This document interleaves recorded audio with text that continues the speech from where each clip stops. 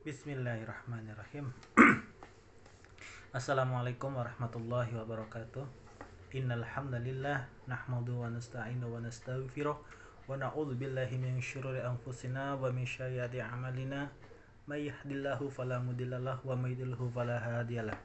Asyhadu an la ilaha illallah wahdahu la syarikalah wa asyhadu anna Muhammadan abduhu wa rasuluhu la nabiyya ba'da amma ba'du. Baik, sebelum kita memasuki pada bacaan hadis kali ini, tidak terasa ya, alhamdulillah udah masuk ke akhir pekan aja, hari Sabtu dan Ahad. Waktunya apa? Ya, waktunya kita pembacaan hadis Riyadhus Shalihin. Sebelumnya terima kasih kepada teman-teman yang telah mensubscribe channel ini. Alhamdulillah dari hari ke hari semakin berkembang ya. Alhamdulillah berkat Allah Subhanahu wa taala dan teman-teman semua yang mensubscribe channel ini, sehingga channel ini sekarang sudah berkembang menjadi 4.485 teman-teman ya. 15 lagi, benar 15 lagi, 4.500 teman-teman, semakin mendekati 5.000 dan mudah-mudahan pas 5.000 nanti ada rezeki sehingga bisa menunaikan janji ingin memberikan giveaway kepada 5 subscriber yang telah mensubscribe channel ini, pulsa 500.000 untuk 5 orang, masing-masing 100.000 rupiah teman. Oke, kita masuk ke materi teman-teman. Alhamdulillah kita udah memasuki hadis ke-7 teman-teman dari kitab Riyadhus Shalihin bab taubat teman-teman. Ya, mudah-mudahan dari hadis-hadis yang telah lalu kita bisa mengambil ibrahnya teman-teman, sehingga perilaku kita lebih baik lagi. Baik, kita memasuki ke hadis yang ke-7. Bismillahirrahmanirrahim. Wa anzir ibni Hubaisin qala ataitu Safwana ibn As-Salin radhiyallahu anhu as'aluhu anil mas'i ala khuffaini faqala ma jaa bika ya zirru faqultu ibtigha al ilmi faqala innal malaikata tad'u ajnihataha litalibil ilmi ridom bima yatlubu faqultu innahu qad haqqa fi sadril mashu alal khuffaini ba'dal ghaiti wal baul wa kuntu imra'an min ashabin nabi sallallahu alaihi wasallam faji'tu as'aluka hal sami'tu yadhkuru fi dhalika syai'an qala na'am kana ya'muruna idza kunna safaran aw musafirin alla yanzi'a hifafana salasata ayyamin walayaliyahunna ila min janabatin lakin min ghaiti wa bawlin wa naumin faqultu hal sami'tahu yadhkuru fil hawa syai'an qala na'am kunna ma'a rasulillahi sallallahu alaihi wasallam fi safarin fabayna nahnu indahu idnadahu a'rabiyyu bisawtika lahu jahwariyin ya Muhammad fa'ajabahu Rasulullah sallallahu alaihi wasallam nahwan min sautihi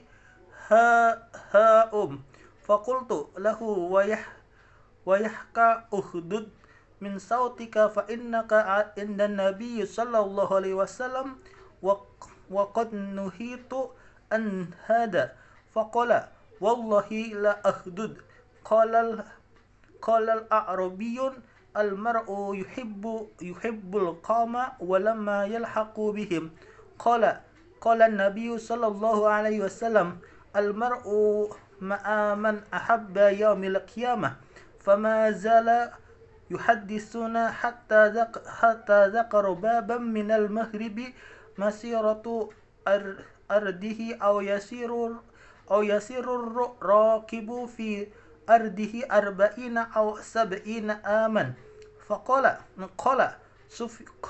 Sufyanu ahadur ruwati kibala syami khalaqahu Allah ta'ala yawma khalaqas samawati wal ardi maqtuhan taubati la yuhlaqu hatta tatlu'us samsi minhu. Rawahu Tirmidzi wa ghairuhu wa qala hadisun hasan sahih.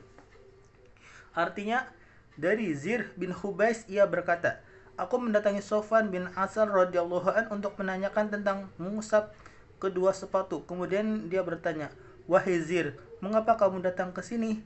Aku menjawab, untuk mencari ilmu.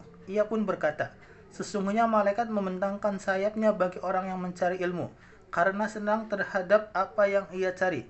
Kemudian aku melanjutkan pertanyaanku, wahai Sofwan, aku masih belum jelas tentang cara mengusap kedua sepatu sesudah BAB dan kencing, sedangkan kamu adalah seorang sahabat Nabi Muhammad sallallahu alaihi wasallam. Maka aku datang ke sini untuk bertanya kepadamu, apa kamu pernah mendengar beliau menjelaskan hal itu? Ia menjawab, benar. Nabi menyuruh kami bila dalam perjalanan agar tidak melepas sepatu selama 3 hari 3 malam kecuali janabah. Namun kalau hanya untuk BAB dan kencing atau tidur tidak pernah dilepas. Aku berkata lagi, apa kamu pernah mendengar Rasulullah sallallahu alaihi wasallam menyebut tentang cinta? Ia menjawab, benar. Ketika kami datang bepergian bersama Rasulullah sallallahu alaihi wasallam, tiba-tiba seorang badui memanggil Nabi Muhammad sallallahu alaihi wasallam dengan suara keras, "Ya Muhammad." Maka Rasulullah pun menjawab menyerupai suaranya. Kemudian aku berkata kepada orang badui itu, rendahkanlah suaramu karena kamu berhadapan dengan Nabi Muhammad sallallahu alaihi wasallam. Janganlah kamu berkata seperti itu. Dan seorang badui itu berkata lagi, bagaimana seorang yang mencintai kelompok orang, namun dia tidak boleh berkumpul bersamanya?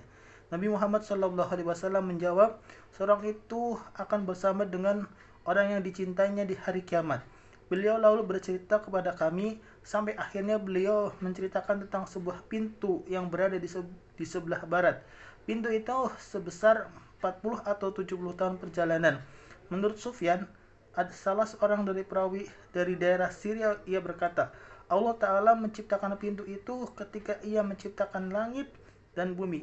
Pintu itu senantiasa terbuka untuk menerima taubat dan tidak akan pernah tertutup sebelum matahari terbit dari arah barat. Terima kasih.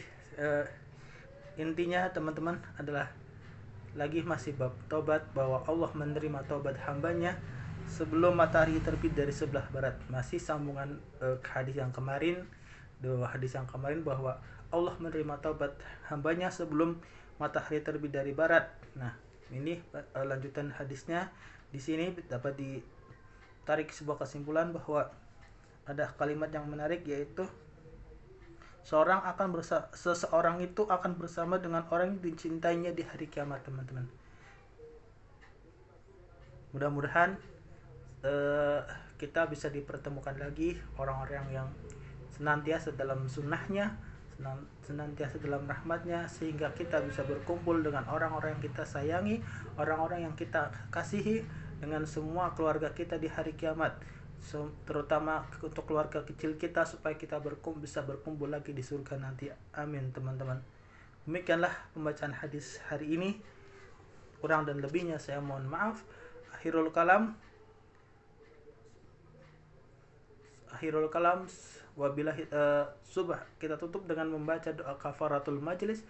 Subhanakallahumma wa bihamdika asyhadu an la ilaha illa anta astaghfiruka wa atubu ilaih. Assalamualaikum warahmatullahi wabarakatuh.